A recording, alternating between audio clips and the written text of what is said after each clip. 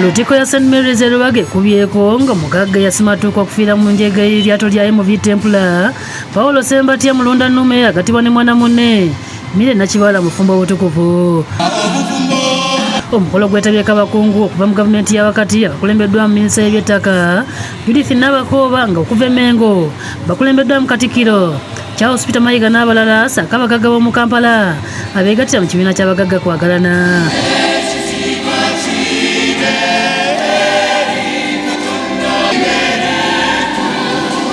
Misa ekulembeddwa mu Ssaabasumba w'essaza ekkulu erya Kampala Paul Semwogerere nga yambibwako Vicar General Monsignor Charles Kasibante. Mukama abeere nammwe.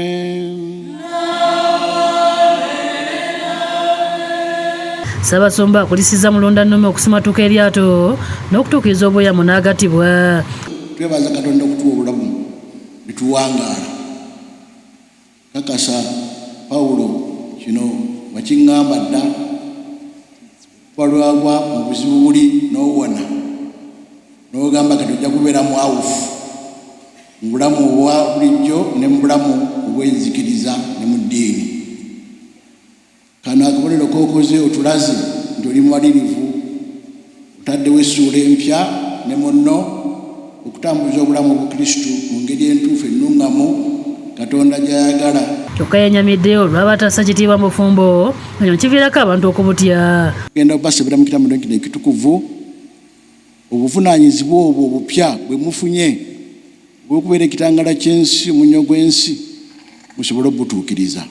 Kale nno Pawulo ne Mire ekkiriza Katonda mumusaba ki?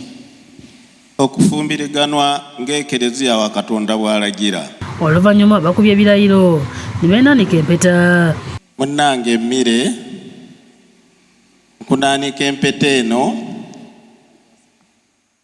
otegeere nti nkwagala nnyo. Munnange Paul Sembatya nkunaanika empeta eno otegeere nti nkwagala era nja kunywererako okutuusa okufa. Katikkiro naye ayozayozezza Mulundannume n'amusaba okugumira ebisoomooza. Namusaba gole era mbakulisa olw'ekkula lino lye mutuuseeko enkya ya leero muyogeyoge ennyo. Ku mukolo gwe gumu Katikkiro ne yeebazizza Katonda olw'emyaka gy'amaze mu kifo kino okuva Ssaabasajja lwe yamukwasa Ddamula mu mwaka gwa 2013 era ng'ayogedde byatuuseeko n'ebimusoomozezza. Mu myaka gino 10 gye naakabeera Katikkiro Katonda tanjabulirangako n'akamu.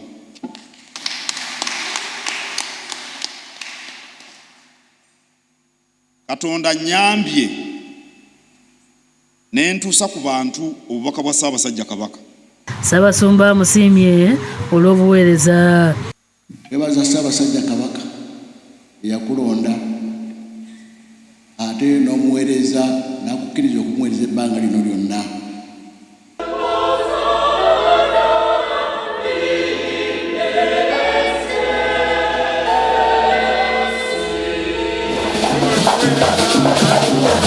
Oluvannyuma asembezza abagenyi be mu Butikkiro nga bakulembeddwamu Edward Kiwanuka Sekandi yali mumyuka wa pulezidenti.